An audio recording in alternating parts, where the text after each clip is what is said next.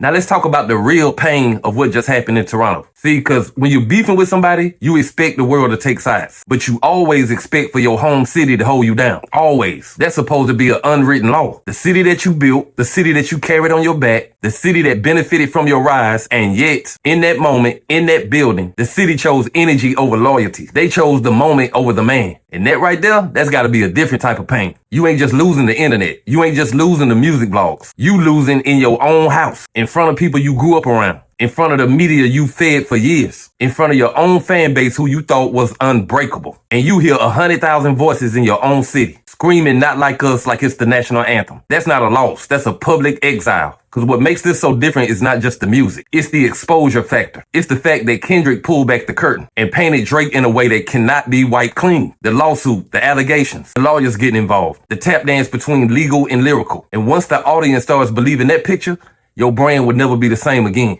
And what Kendrick did was strategic genius. Because when most artists finish a beef, they move on. But Kendrick, he kept the energy alive. He turned Not Like Us into an entire cultural movement. And then he went into his enemy's hometown and turned his enemy's audience into his own. So you gotta understand something. This was not supposed to be possible. Toronto is Drake's house. The 6 is supposed to be untouchable. You're not supposed to be able to come into the castle and turn the guards into cheerleaders for the ops. But that's exactly what happened. And if you Drake, you gotta be sitting there watching the replays like, how did it get to this? And I say this with all seriousness. Drake is at a crossroads. He can do one of two things, get angry or get humbled. If he gets angry, he starts making reckless moves trying to win a fight that's already been lost. If he gets humbled, he regroups, he rebuilds, he refocuses. But if he tries to chase this battle any further, he's just chasing ghosts. And this is why this moment matters so much. The crowd in Toronto is not just about that one night. is symbolic. It represents a shift in culture. It represents a shift in loyalty. It represents that Drake's protective bubble has officially been popped. No amount of streams, no amount of IG posts, no amount of celebrity friends. The stain is there now. And let's not underestimate the song itself. Not Like Us isn't just a diss record. It's become an anthem, a soundtrack, a social movement. It plays in clubs, it plays in parties, it plays at sporting events, and every time it plays, it's another reminder of the night the crown shifted. Cause see, the danger for Drake right now is simple. Overexposure. When you dominate for over a decade, people start looking for chinks in the armor. And once the beat stops working, once the narrative turns against you, once the jokes start landing, then the slide becomes real.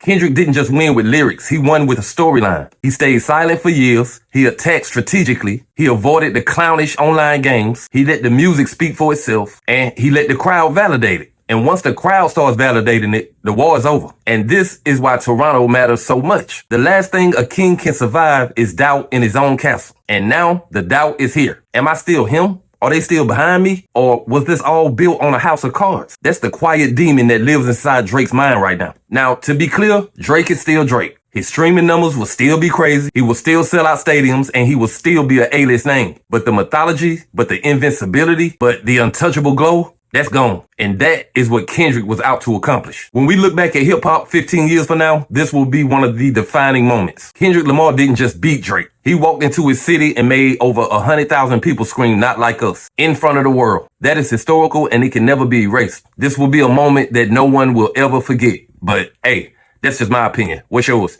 Like, comment, subscribe, establish rich. I'll be back with another one. Peace.